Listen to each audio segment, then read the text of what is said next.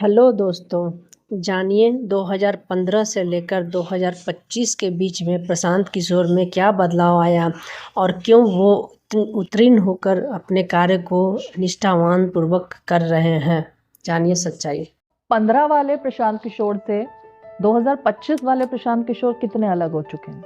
देखिए, अलग तो व्यक्ति के तौर पर आप हर दिन जब आप कुछ सीखते हैं, कुछ लर्न और रीलर्निंग की जो प्रक्रिया है, अगर आप सजग व्यक्ति हैं तो हर दिन you learn and unlearn something. जो चीज़ आपको पहले से मालूम है, अगर वो गलत है तो आप उसको छोड़ते हैं, फिर नया कुछ सीखते हैं। तो उस हिसाब से 10 साल में तो बहुत कुछ नया सीखा समझा होगा। लेकिन मूलतः बिहार के लड़के 2015 में भी थे, 2025 में भी बिहार के लड़के ही हैं। 2015 और 25 में मूल फ़र्क ये आया है कि 15 में हमारी सोच ये थी कि बिहार में नीतीश कुमार एक अच्छा काम कर रहे हैं, बिहार में सुधार होना शुरू हुआ है, तो बिहार के होने के नाते मुझे नीतीश कुमार की मदद करनी चाहिए ताकि सुधार का वो की प्रक्रिया चलती रहे। मेरी खुद की अपनी कोई इच्छा कि मैं आकर बिहार में कोई अपने लिए भूमिका तलाशूं, वो कभी थी नहीं। और ये सिर्फ मैं कह नहीं रहा हूँ, इसका प्रमाण ये है कि 15 में जब हम लोग यहाँ चुनाव जीते और बहुत बड़े वर्ग में एक समझ ये बनी कि भाई प्रशांत किशोर की इसमें बड़ी भूमिका है सरकार के बनने जीतने में, तो अगर मैं चाहता तो भूमिका उसमें ले लेता। ली भी थी आपने? कभी नहीं, कोई भूमिका कहा नहीं। जाता था नीतीश जी के दत्तक पुत्र की तरह। नहीं, दत्तक वो भूमिका नहीं, मतलब कभी कोई बिहार सरकार में कोई पद नहीं लिया, बिहार सरकार का बंगला नहीं लिया, गाड़ी नहीं लिया, सुरक्षा नहीं ली। नीतीश जी को चाहते थे कि ये आगे बढ़ें और इनके नेतृत्व में अगर बिहार सुधर रहा है तो हम उसमें मदद करेंगे। तो प्रशांत जी पूरी तरह से नेता बन चुके हैं? नहीं, मैं तो जो काम पहले करता था वही काम कर रहा हूँ। आपने कहा कि स्क्रिप्ट लिखते थे, कुछ लोग कहते हैं रणनीति बनाते थे, कुछ लोग कहते हैं प्रबंधन करते थे, तो काम तो मैं वही कर रहा हूँ। फर्क बस इतना है कि पहले वो नेताओं के लिए, दलों के लिए करते थे, अब वो बिहार के युवाओं के लिए, बिहार की जनता के लिए कर रहे हैं। बिहार की जनता के लिए स्क्रिप्ट लिख रहे हैं कि कैसे बिहार, जो देश का सबसे गरीब और पिछड़ा राज्य है, वो आने वाले 10 सालों में देश के 10 अग्रणी राज्यों में शामिल हो सकेगा। ये स्क्रिप्ट, ये व्यवस्था, ये कैंपेन कर रहे हैं, लोगों को बता रहे हैं कि कैसे बिहार से पलायन बंद हो जाएगा साल भर के अंदर।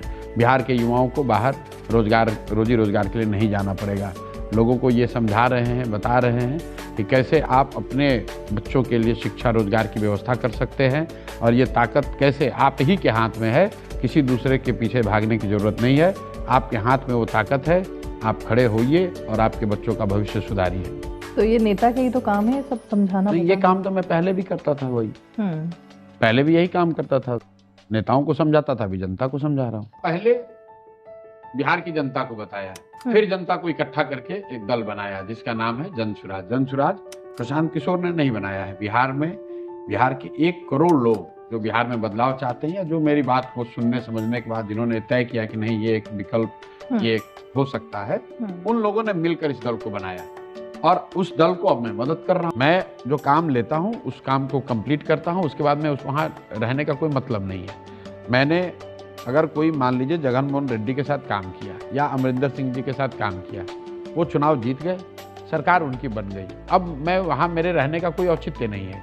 अगर मैं वहाँ रहूँगा तो I will become a glorified taut या फिर extra non constitutional power centre.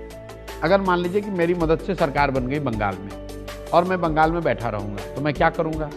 वहाँ के जो अफसर हैं वो ट्रांसफ़र पोस्टिंग के लिए मेरे पास आएंगे, जो नेता है वो मंत्री विभाग के लिए आएंगे, जो ठेकेदार है, बिजनेसमैन है, वो कॉन्ट्रैक्ट के लिए आएगा। इसलिए मैंने अपने लिए ये जीवन में नियम रखा था कि जब मैं सरकारों को जिताता हूँ या जिताने में मदद करता हूँ तो जीतने के बाद मैं वहाँ नहीं रहूँगा। इसीलिए आप देख रहे हैं कि आज 10 साल वो काम करने के बाद भी इस देश में कोई आदमी ये उंगली नहीं उठा सकता है कि प्रशांत किशोर ने किसी को ठेका दिलवाया हो, प्रशांत किशोर किसी अफसर का ट्रांसफ़र पोस्टिंग कराते हो। आज तक ये इल्ज़ाम भी नहीं लगा है। क्यों? क्योंकि मैं वहाँ जाता ही नहीं हूँ। क्योंकि मेरा अपना मानना है कि सरकार उसको चलानी चाहिए जिसने ओथ लिया है। ओथ की प्रक्रिया क्यों बनाई गई है? ओथ जिसने संविधान की शपथ ली है, संविधान के नाम पर, ईश्वर के नाम पर, सरकार के कामकाज करने का जिम्मा उनका है। मैंने उस सरकार के चुने जाने में मदद करी होगी, लेकिन मैं सरकार का हिस्सा नहीं था, वरना मुझे होना चाहिए। अगर मुझे सरकार का हिस्सा होना है तो then I will take oath and become formally part of the government.